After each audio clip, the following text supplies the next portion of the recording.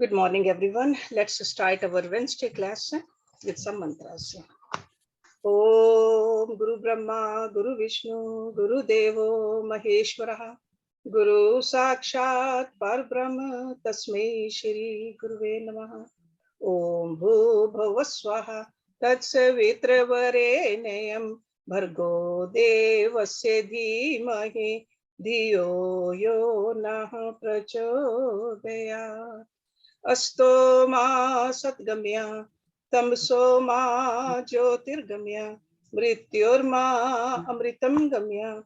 Om Sahnavavatu, Sahnavbhunaktu, Saviryam Karvavahi, Tejasvi Navadhitamastu, Ma Vidvishavahi.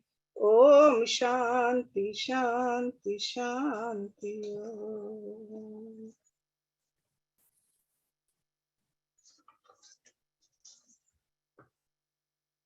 Today's topic is what do our Vedas say about women? Okay.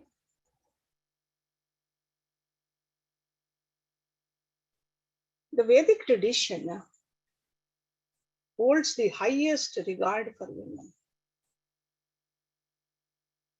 Vedic seers, they believed the women to be the movement of several important qualities and powers. And they also talked about the female safety and empowerment. You can see this in this verse, which is well known actually. At least the first line is well known. Yatra narye astuhu pujyante ramante tatra devata. In English, it means where women are worshipped,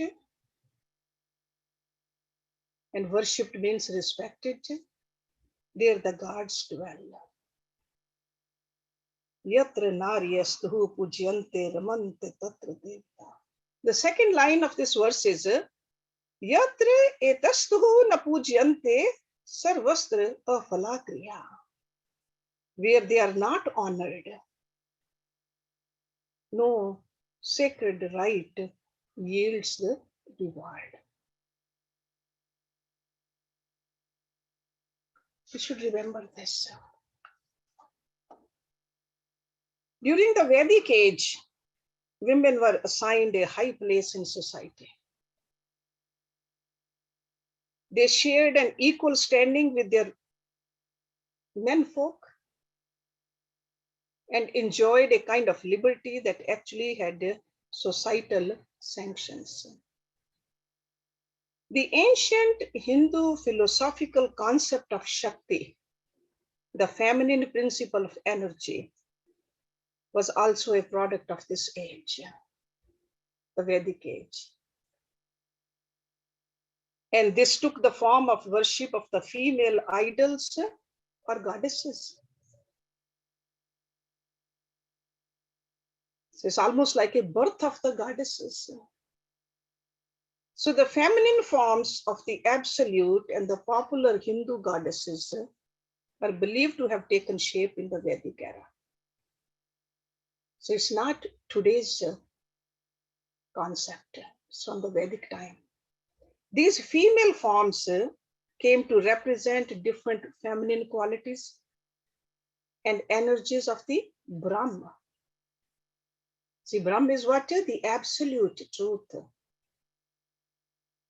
Goddess Kali portrays the destructive energy, Durga the protective, Lakshmi the nourishing, the Saraswati the creative. And we need to note that that Hinduism recognizes both masculine and feminine attributes of the divine. And without honoring the feminine aspect, one cannot know God. We have many male, female, divine duos also, like Radha Krishna. Sitaram, Uma Mahesh, Lakshmi Narayana. And in all those duos, female form is addressed first.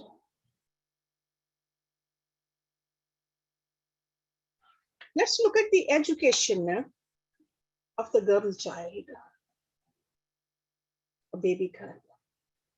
Vedic literature praises the birth of a scholarly daughter in these words. There is a tantra by the name of Mahanirvan. It says a girl also should be brought up and educated with a great effort and care. There is a Devi Mahatamya that says all forms of knowledge are aspects of you. You means God.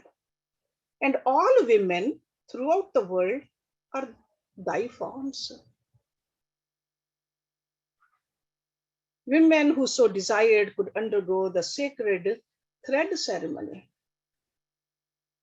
which is called a Upanayan Sanskar. And that Sanskar is a sacrament to pursue Vedic studies. Should be done for the female child also. Because sometimes we think it's only for the male children. That is a general belief. The mention of the female scholars and sages of the Vedic age, like Vak, Ambrani, Romus, Gargi, Thon, they all, their lives, if you look at it, represents all what I said. They were Vedic scholars. These highly intelligent, greatly learned women. They chose the path of the Vedic studies. And they were called Brahma Vadinis. And women who opted out of education for married life were called Sadhyavadhus. So these are the names given. And another thing is worth noting, co-education also existed in this period. Both the genders, they got equal attention from the teacher. And even the women from the Kshatriya caste, the warriors, they received martial arts courses and arms training also. We see the example of that. King Dashrath's wife, okay. And there are a lot of other examples like that too, but that's well known to all of us. The Vedas, they talk about different kinds of marriages also. There are 8 types of marriages. There's a Brahma marriage, Dev marriage, Aras marriage, Prajapati marriage. These days, the common marriage, Hindu way of marrying a girl and a boy, that's called a Prajapati. There's a Swambar also, and Swambar was usually for the royal families, where that princess had the freedom to choose her husband among the eligible bachelors invited to her house. So there was a lot of freedom to the women.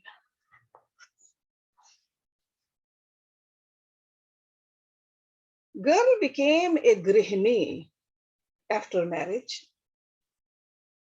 and was considered an ardhangani. That means one half of her husband's being.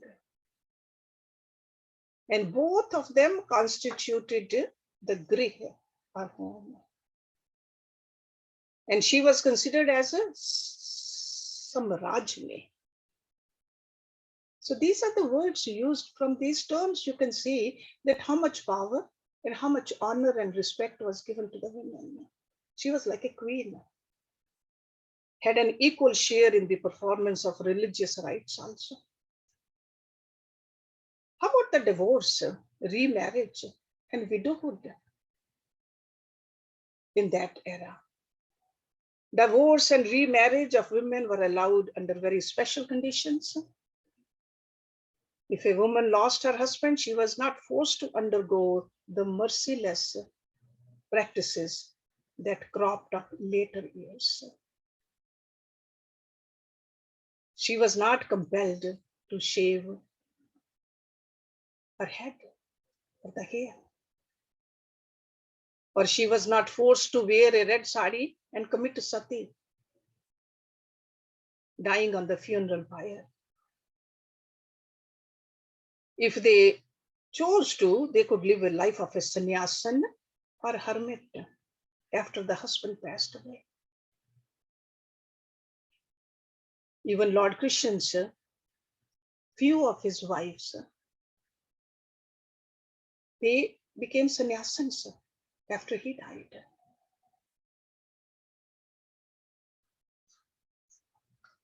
So from here you can see that women accorded the greatest respect in Vedas. But we are still ignorant about it because we don't study the Vedas. That's why I want to go through some of the verses from Vedas. They are from the text of the most learned scholars in this field to establish the truth. And these verses are from Atharva Veda, Rig Veda, Yajur Veda. So all these Vedas you will see, let me just go through some of them in English though.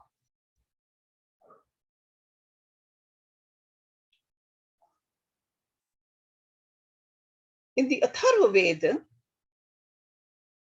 chapter 11, in fact, if you have that Veda, you can look up 11.5.18. Girls should train themselves to become complete scholars and youthful through brahmacharya and then enter married life. There's another verse, again from the Atharva Veda, verse chapter 14, 1.6. Parents should gift their daughter intellectuality and power of knowledge. When she leaves her husband's home, they should give her a dowry of knowledge. So that is the real wealth, the knowledge.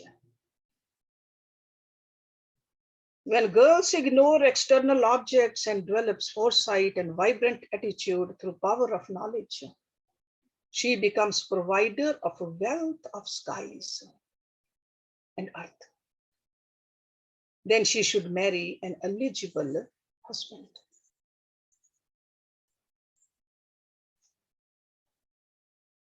Then again in the same Veda, the Rishi says, "Oh wife, give us discourse of knowledge."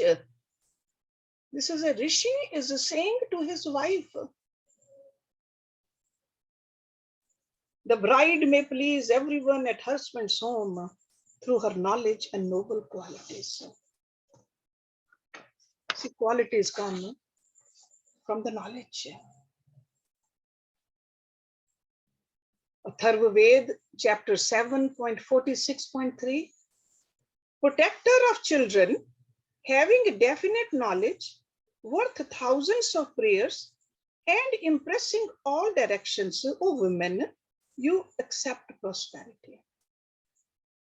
O wife of deserving husband, teach your husband to enhance wealth. O woman, you are the keeper of knowledge of all types of actions. Karam. O woman, you provide us wealth and prosperity. So you can see that Vedas are filled with these kind of verses. O woman, you know everything. Please provide us a strength of prosperity and wealth.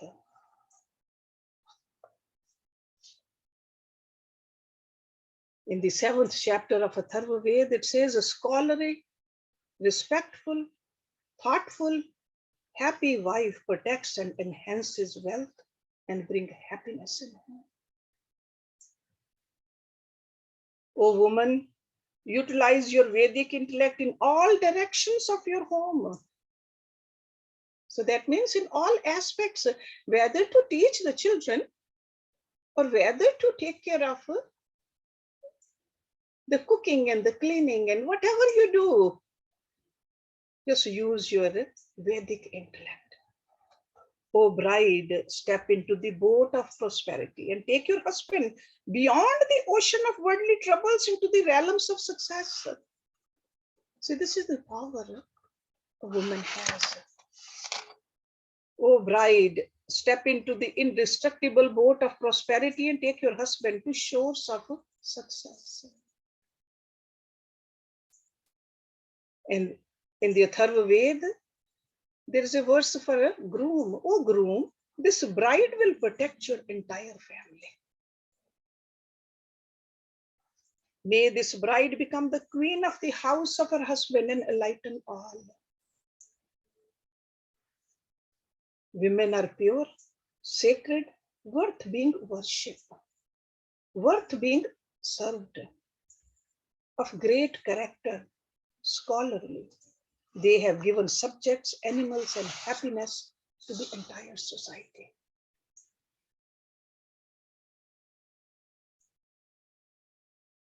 There is a verse which says, it's like it to the motherland. It says, oh motherland, give us that aura which is present in girls.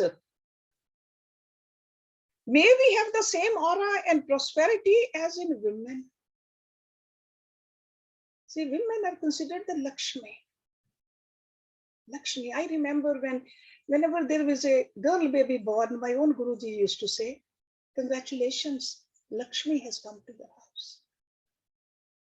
Lakshmi. Ensure that these women never weep out of sorrow. Keep them free from all diseases and give them ornaments and jewels to wear.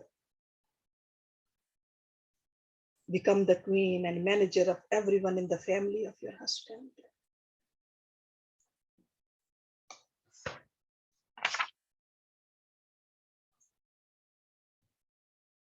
Here a husband is saying to his wife in Atharva Veda, I am knowledgeable and you are also knowledgeable.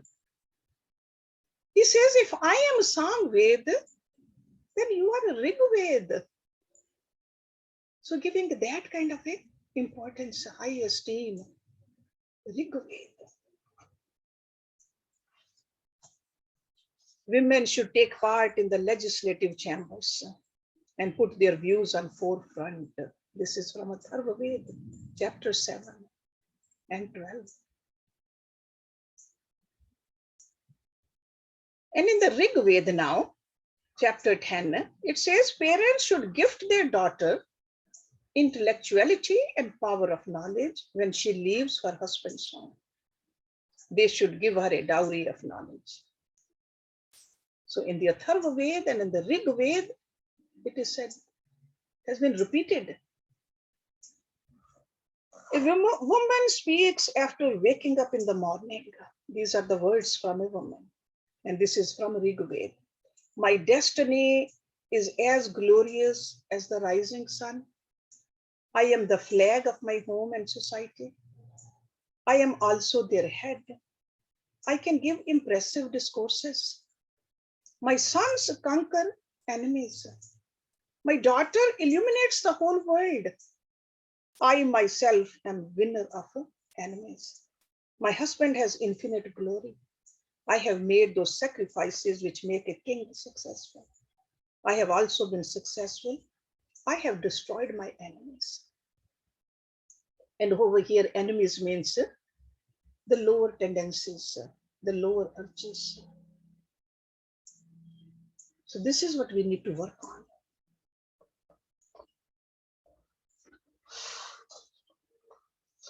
Again in Rig Veda, chapter 1, one Veda, two Veda or four Veda along with Ayurveda, Dhanurveda, Gandharva Veda Arthved, etc. in addition with education, kalap, grammar, nirukt, astrology, meters. So that is the 6 Ved angs should be attained by the clear-minded woman. So that means all that knowledge women should have, which is equivalent to the crystal clear water, and spread this diversified knowledge among the people. So first to learn, then spread it also. These are the Vedic seers are saying. Oh, men and women, a scholarly woman who has practiced or teaches 1, 2 or 4 Vedas, or 4 Vedas and 4 Upavedas, along with grammar, etc., and spreads knowledge to whole world and removes ignorance of people, is source of happiness for entire world. A woman who studies and teaches all parts of Vedas brings progress to all human beings. So these Vedic seers, they encouraged us to study and keep on studying, and after studying, conquer your lower tendencies and spread this knowledge also.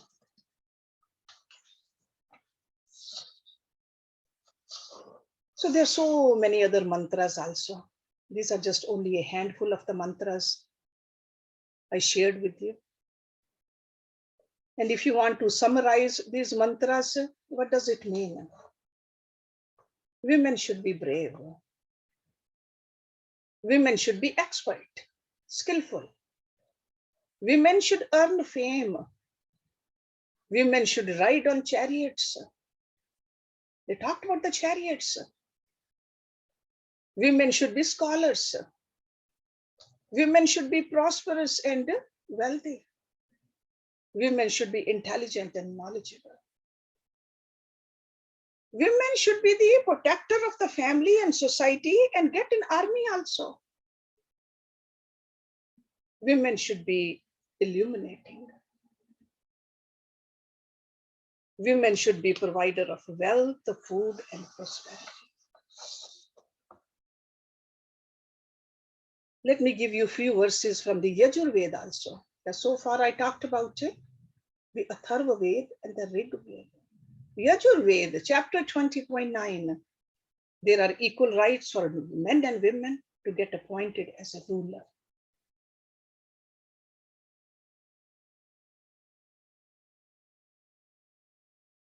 Verse number 31. In this mantra, the Brahman, Kshatriya, Vaishya, and Shudra are there in each human body. Brahman from the head, king from the shoulders, Vaishya from the thighs, and Shudra by feet. The progeny of the Shudra through his karma can grow to be a Brahman.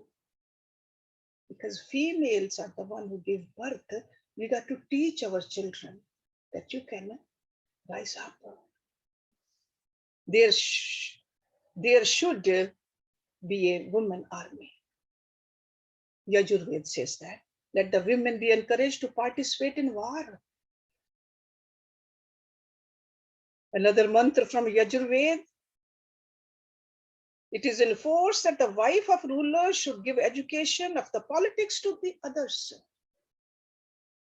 Likewise, the king do justice for the people. The queen should also justify her role. So very active participation of the females at home also, at work also. The equal participation. But the women beauty, because there is a beauty in females. There have been many names given in the Vedas according to their aptitude and their beauty also. Because this was a great time for the women to prosper, the Vedic time. They were great women achievers, like Gargi and Maitreyi. Women were respected. And it was really a Matri Satatmak. That means women dominated families also. They were honored as beautiful, strong, creative, and sensual beings. So that's why I was telling you, they were just categorized according to these names also. Just in general, they talk about it in the Vedas. See, like a Padmani name, Padmani, lotus woman. Very beautiful, pious, graceful, serves the parents, and emits a fragrance like a lotus. They walk like a goose, very impressive, can mesmerize anybody. Padmani. Then there's another name they use for the women is Chitrani. And these all names are with full of respect. Chitrani. Chitrani women proved to be very good wife, faithful, and also like to keep their husbands happy. Chitrani. They don't like to work hard, but they're very intelligent in nature. Then there's another term comes Hastani. Hastani means elephant-like. Healthy, little bulky, love to eat, don't like to take decisions, but they ask innumerable questions. But ultimately, they say yes to it. Homely, love to socialize. Then another name comes in the Vedas, Shankhane, conch woman. Tall, walk with a thud, sharp, smart women. Energy level is high. They like to be independent. Very difficult to woo. They get angry soon. Another name comes Sadmani, timid women. They get scared easily. They are shy and cheerful. They try their best to cheer the husband. Then they also talk about unlucky women, Matrayani. They are beautiful, attractive, they worked hard, but normally their partner is cruel and weak. So there's a lot of struggling in their family life. So these are, you can see that how much is written about the women. That's the only reason I'm giving you these names also. But I'm sure you must have heard that Manu Samriti, because there are Shrutis and there are Samritis. Manu Samriti is written by Manu, the firstborn, Brahma's son. So when we look at the Vedas, we say that there's so much respect. So let's find the place of women in Manu Samriti. Manu Samriti also gives a high respect to the women. But Manu Samriti has been grossly interpolated, played with. There's a lot of fraud verses. We need to separate those fraud verses from the original verses in Manu Samriti. Because our scriptures, they have been tampered with also. If we review the original Manu Samriti, you can proudly assert that there is perhaps no other text in the world except the Vedas that give so much respect and rights to women. Okay? Even the modern feminist books, you don't see this much respect given to women, the way Manu Samriti does. They say that foundation of the prosperous society lies with women. Manu Samriti says this. There's a third chapter, verse number 56 in Manu Samriti. It says the society that provides respect and dignity to women flourishes with nobility and prosperity. And a society that does not put women on such a high pedestal has to face miseries and failures, regardless of how so much noble deeds they perform otherwise. So it's not just a flattery of the women. It is a truth. This is a very sweet nectar for those who glorify the motherly force. When we read verses like this, the sad part is that we became slaves despite all our greatness. Why? Because we neglected this advice of Maharishi Manu. We did not heed to this advice for centuries, even after invasions, and our situation turned from bad to worse. In late 19th century, sure, there some reformers came. They made effort, like Dayanand Saraswati, Raja Ram Mohan Roy, Ishwar Chandra Vidyasagar, and many others. They started considering the Vedic message seriously and observed a gradual upturn.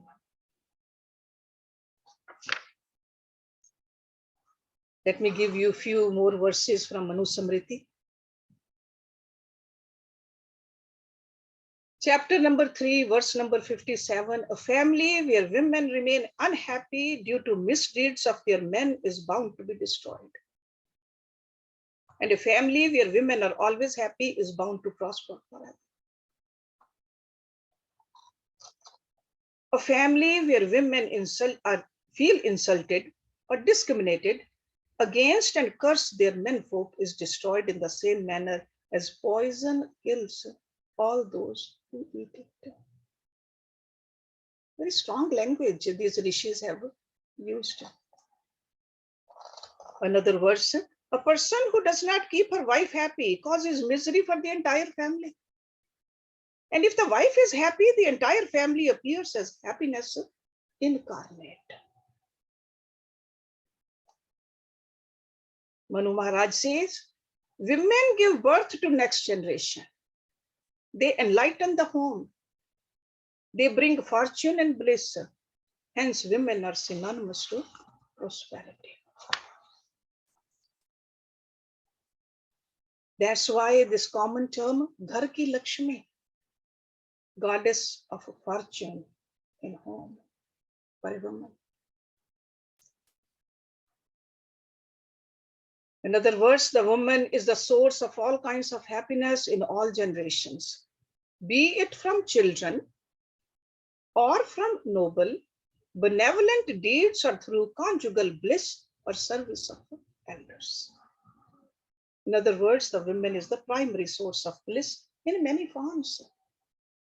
Sometimes as a mother, sometimes as a daughter, sometimes as a wife, and sometimes as a partner in spiritual deeds. It also means that participation of women is necessary for the conduct of any religious or spiritual activity. That's why when Ramchandraji, he was doing that Ashwamedh Yajna, couldn't do it without Sita. So they had to put a lifelike statue made of gold of Sita next to him. Those who deny Vedas or Vedic rituals to women are anti-Hindu and anti-humanity.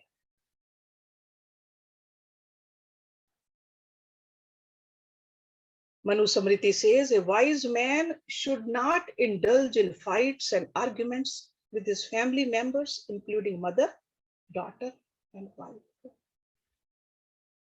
If somebody does, that means they are not wise. Discussions we can have, but not fights.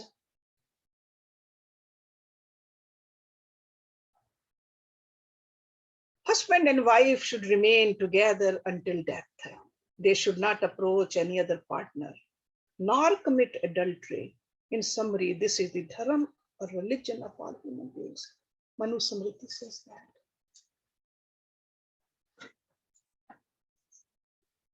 Women should be provided autonomy and leadership in managing the finances, maintaining hygiene, spiritual and religious activities, nutrition, and overall management of the home. So these shlokas, they clearly put aside false claims that women do not have right to conduct religious rituals of Vedas. On the contrary, women should lead such rituals.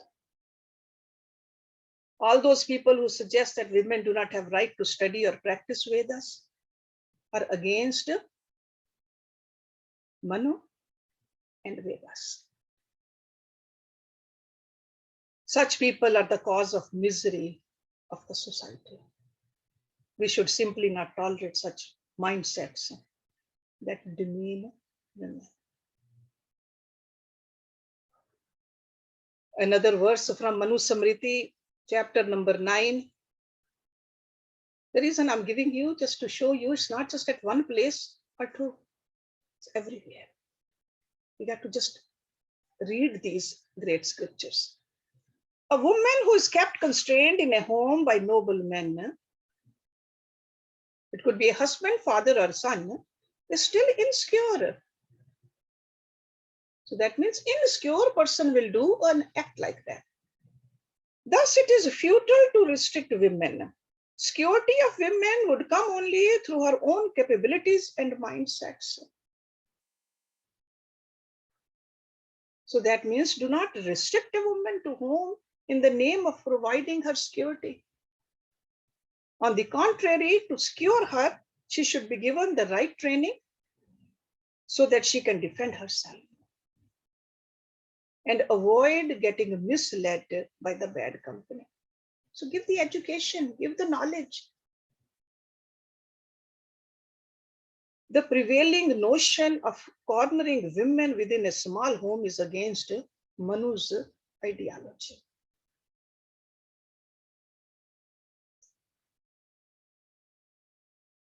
And there are some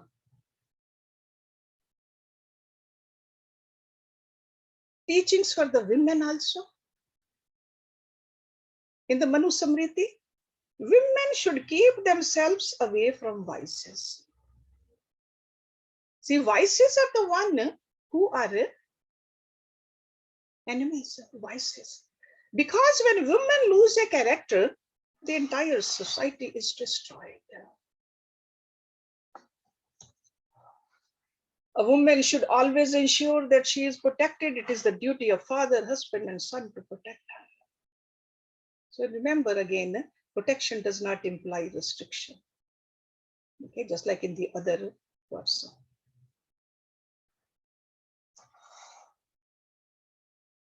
Another interesting fact in Manu Samriti about the marriage.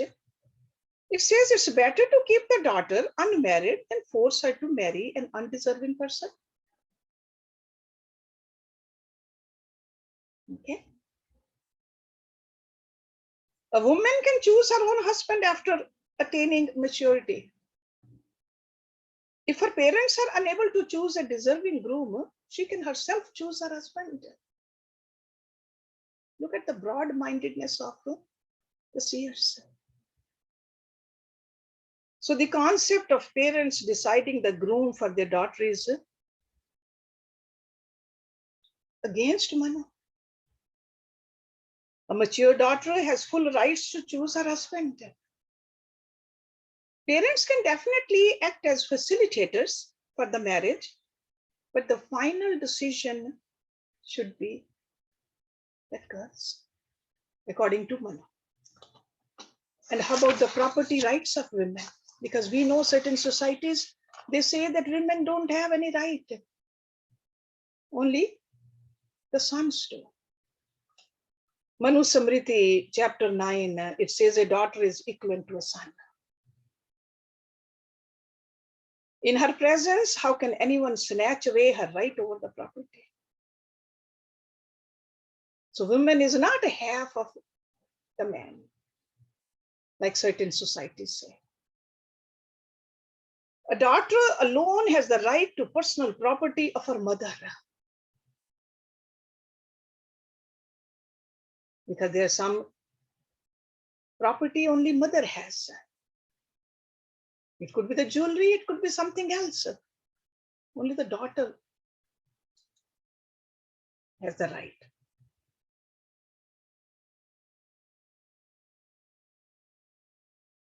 While daughter has an equal share as her brothers over the property of her father, she has exclusive rights over the property of her mother. That's what it means.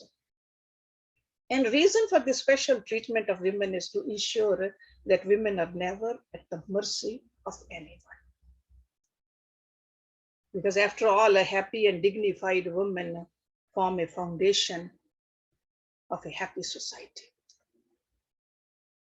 And to further ensure the safety of women,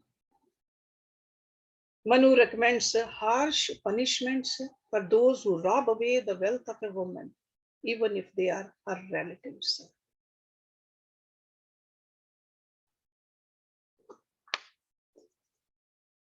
And there is a prohibition of dowry in Manu Samriti. Any dowry is a strict no-no as per Manu Samriti. No one should dare attempt to take away the property of a woman.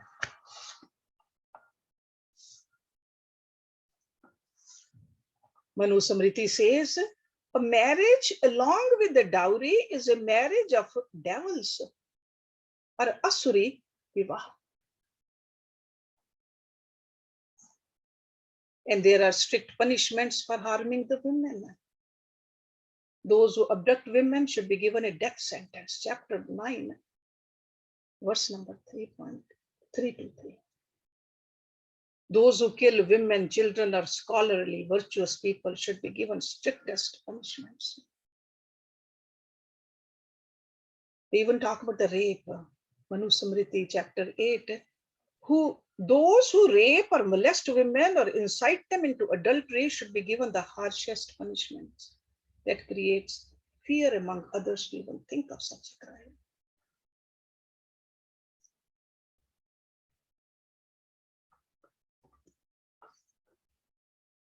There's a lot more I can say, but I know it's 10:45 right now. We often hear the term ladies first. The concept of ladies first originated from Manu Samriti. In Manu Samriti, chapter 2, it says a man in a vehicle should give way to the following: an aged person, a diseased person, one carrying a burden, groom, king, student, and a woman. One should feed the following even before feeding the guests. Manu Samriti says in chapter 3, newly married women, they should be fed first. The girls and the pregnant women. So I just wanted to bring out certain facts from the Manu Samriti and some of the verses from the Vedas. So that you can see that central teaching, the Vedic teaching about womanhood, emphasizes that women are of equal capacity for intellect and virtues as men, and are entitled to fully polite and respectful treatment from everyone. Vedas see women and men as equals and emphasize that a spirit of cooperation and appreciation between men and women is a vital part of what leads to societal progression. So if you want to evolve ourselves, or if you want the society to evolve, this is needed. And Vedas particularly emphasize that the education of women is so important for the well-being of society. So they heavily emphasize the education of female children. They make very clear that it is the duty of each parent to ensure that the daughter is brought up and educated with great effort and care, no less than a son. They directly encourage girls and women to be scholarly if they feel so inclined. That's why the female, the seers, they are called rishikas. like a rishis, rishikas, the enlightened seers. And there are many, many female seers. I mentioned Ambani, Ambrani, Romas, Gargi, Maitrey, Lopamudra, Ghosh, Swaha, Gautami, Hemlekha, and many, many others also. So when we study something like this, when we are inclined to study Bhagavad Gita, when we are inclined to study the Upanishads, we should really consider ourselves very fortunate that we are really in listening to our Vedic seers, because they wanted us to become intellectual. They wanted us to become enlightened. We are no less than men. Okay? So let's stop it here. We can talk more about it maybe in the future lectures also. Om Purnamada Purnamidam Purnat Purnamudachyate Purnase Purnamadaya Purnameva Visheshyate. Om Shanti Shanti Shanti. Thank you very much.